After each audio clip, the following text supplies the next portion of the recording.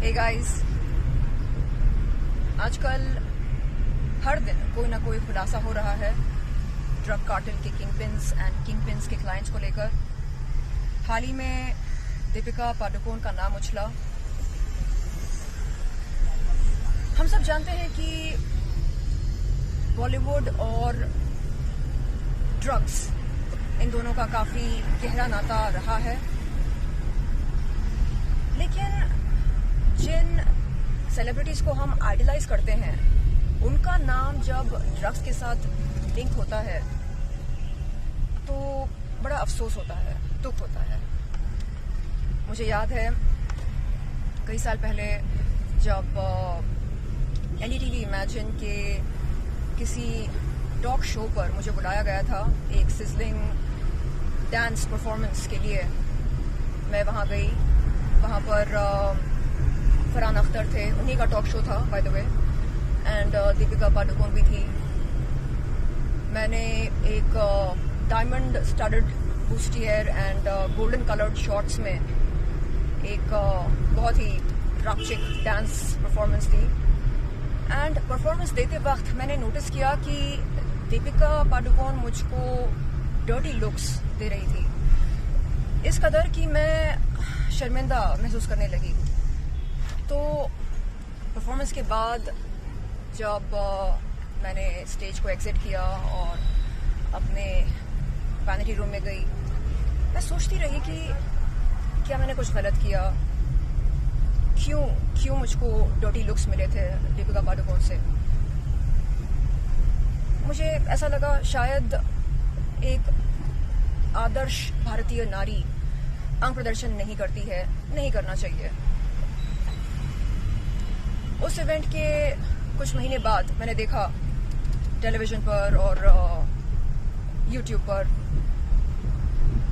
दीपिका को अंग प्रदर्शन करते हुए, अपने जलवे दिखाते हुए हॉट सॉन्ग्स में। तब मुझे लगा ओ माय गॉड, ये क्या बात हुई। वो करें तो चमत्कार और हम करें तो खैर छोड़िए। Coming back to the drug cartel subject, Deepika Padukone ने कुछ हफ्ते पहले ये कहा था कि repeat after me, depression is an illness. उनका ये कोट था, मैं वर्बेटम कोट कर रही हूँ, repeat after me, depression is an illness. तो क्या ये माना जा सकता है कि ये जिस डिप्रेशन की बात कर रही हैं वो ड्रग अब्यूज रिलेटेड है?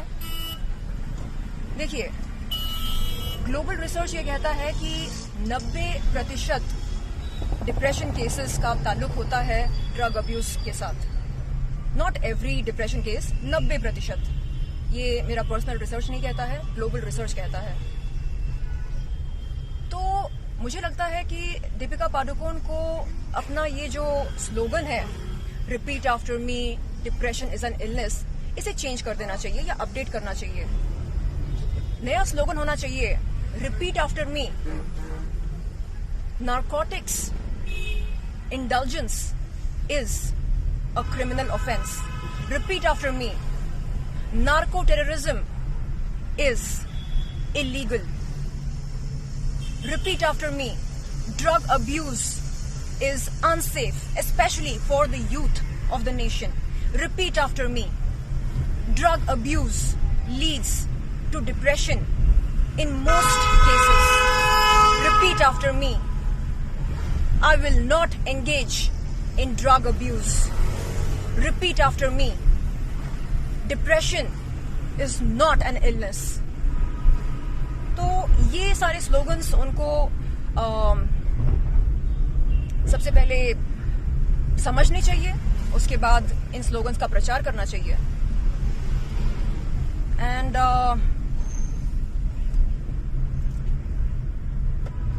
जो चिढ़ उनको मची थी मेरा हॉट कॉस्ट्यूम देखकर, मेरा अंग प्रदर्शन देखकर, अगर वही चिढ़ उनको मची होती ड्रग्स को लेकर या ड्रग इंडल्जेंस को लेकर, तो यकीनन वो डिप्रेशन का शिकार नहीं होती, ऐसा मेरा मानना है.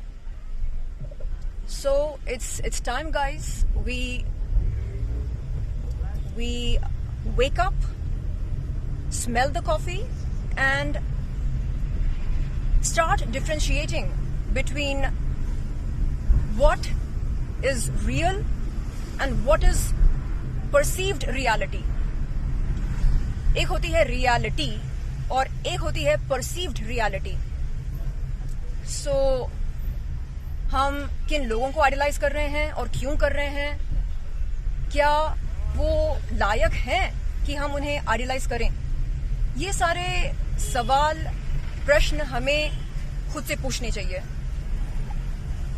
एंड जाते जाते मैं ये कहना चाहूंगी, repeat after me, narcotics is harmful for the human body. Repeat after me. Drug abuse is a criminal offense. Repeat after me.